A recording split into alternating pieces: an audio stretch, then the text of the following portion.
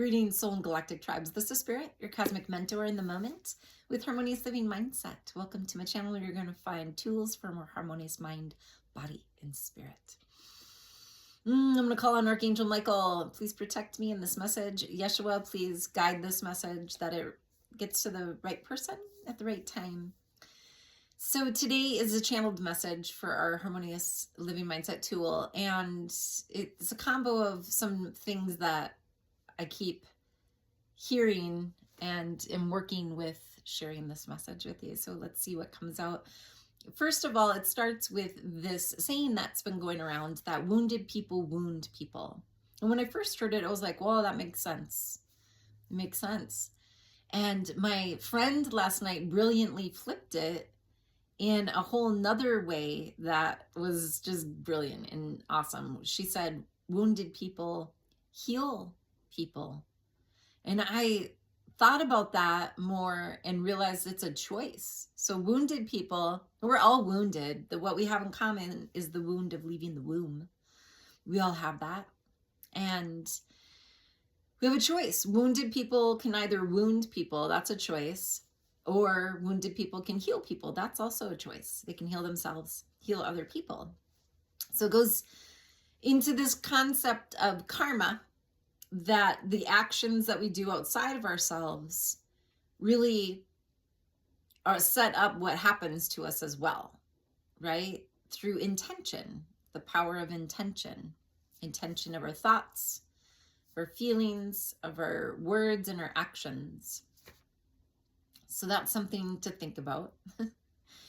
And then it is interesting because around this time, there are actions that sometimes as a wounded person, because of our programming and our ego, which is a social construct given to us by our parents or parent substitutes, that sometimes we do end up in the moment unconsciously and not intentionally harming another person. And if we are on a path of wanting to change our script, deconstruct the social construct that others gave to us to recreate it the way that we want to be, there is a conscious process that goes with that. And sometimes in this journey, in our soul's journey, we're going to make mistakes. And it's okay if we're on a path of wanting to reflect and understand so that we don't make that same mistake again. So we evolve and we learn a lesson from it. Now, the wounded people that are wounding people, some people are out here intentionally wounding other people and not really, realizing that comes back to you. And I never understood this concept when I lived at a Moda Drum and Music co-op in Minneapolis when I was 25.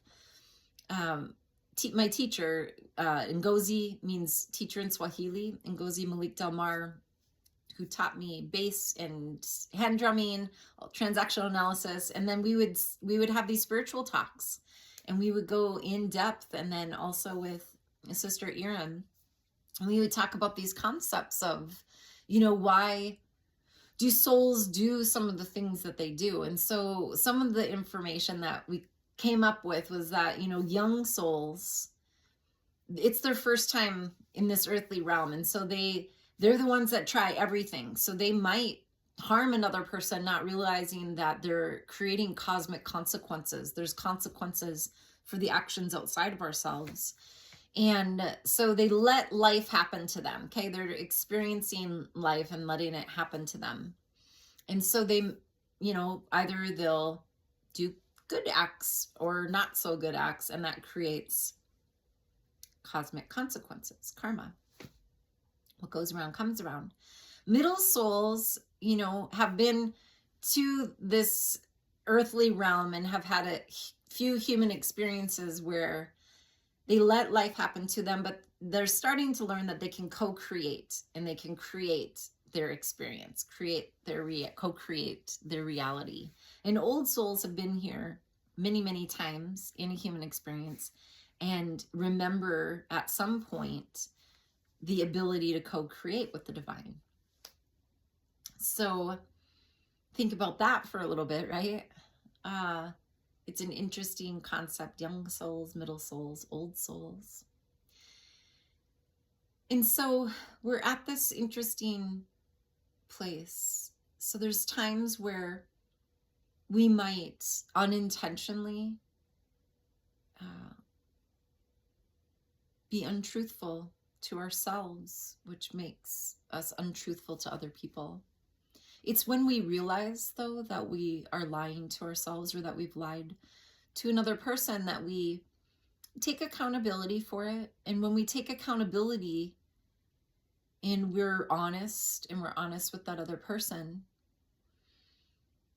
there's something that does happen there, because you're creating then karma of forgiveness when you're working through it and being, realizing, hey, I'm not really sure why I did that. And it becomes in your awareness, maybe what some of the programming is that you were given by parent or parent substitute, so that you can change your behavior, change your action. It's when certain souls are intentionally creating harm, doing harm to others, where it's really just doing harm to themselves, because eventually it comes back to them. And, that cosmic consequence, it can happen in this lifetime, it might happen in another lifetime. And so forgiveness, love, kindness, forgiveness is something that it really has to start within ourselves. And, we have to, if we're,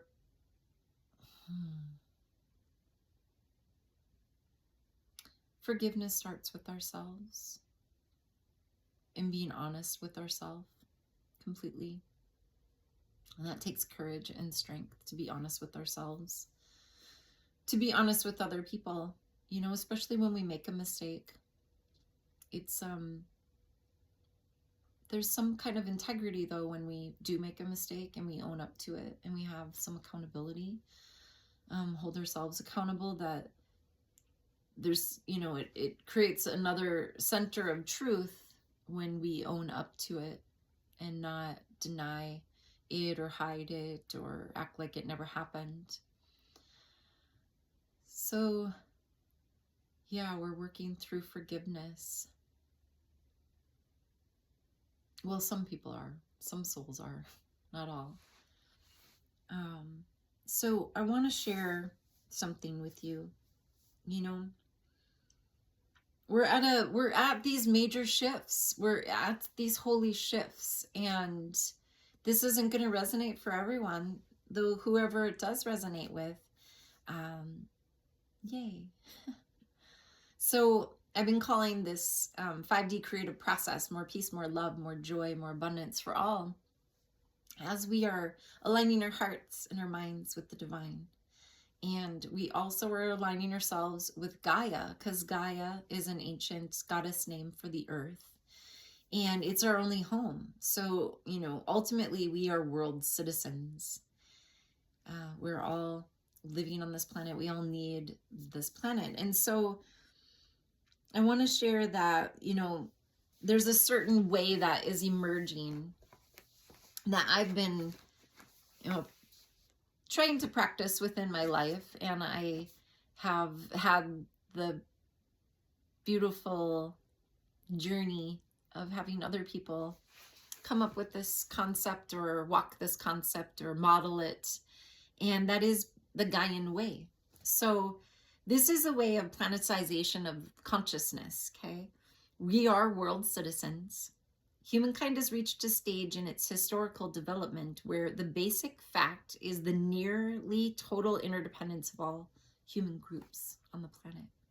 So every move on any continent affects the behavior and the welfare of the people on other continents.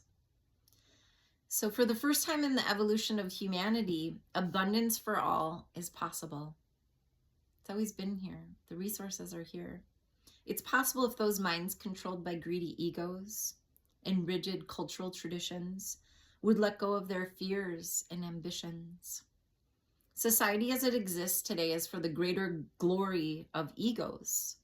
And interpersonal relationships are based on competition, aggression, acquisitiveness, and possessiveness. I'm talking like that's the projection out there, right? And so most social relationships are quantitative. We've been reduced to numbers,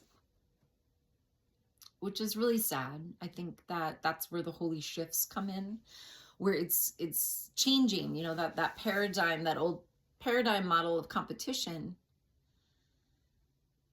and power and control is changing in the 5D as we are aligning our hearts and our minds with the divine in that 5D creative process, where now we're coming into cooperation and like-minded hearts, like-minded people who are able to work cooperatively together and build more models of cooperativeness and come back to a place where we're, you know, sharing resources and as world citizens, because we are interdependent.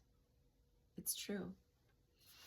I was invited to a PIP meeting, PIP Success, and it was really awesome. So it's a model that is used in some recovery, and addiction can be more than just alcohol or drugs of any choice. It can be, you know, addiction can be shopping, it can be gambling, it can be thoughts, negative thoughts. Addictions can be food, it can be so many things. And so this is just a model that is called PIP Success. And I wanted to share, I went to the meeting, it was really awesome. And it's like a group thing, which reminded me of transactional analysis that I have been studying since I lived at Emoji Drum Music Co-op. And I like that group process. A lot happens when you're hearing other people share their journey and where they're at in their journey. And then you get that opportunity if you want to too. So I wanted to share just something in that, which is just a little statement. I have faith in the process. I trust in the process. I create the process. I improve the process. I am the process. Okay, that's one of them. And there's another one here, if I can find it. I am one with the universe known, the universe unknown, the universe unknowable. We are one. We are me. We are myself. We are I. So, tribe, souls, divine, beloved souls.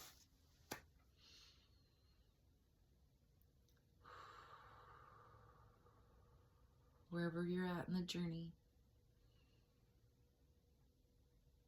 start breathing deeper. Practice forgiving yourself. One of the ways that you can do this in Louise Hay's You Can Heal Your Life book, one of the chapters, she says, just write, you know, on a piece of paper, I forgive myself for thinking for so long. And just write stream of conscious dialogue. Start it off each way. I forgive myself for thinking for so long, and see what comes up so that you can allow that to come out and not be stuck in your body anymore, okay? And then practice saying, I am. What are you at this time? I am. And if you can't think of something, just say, I am love. I am lovable. I'm enough. I am divine. Okay.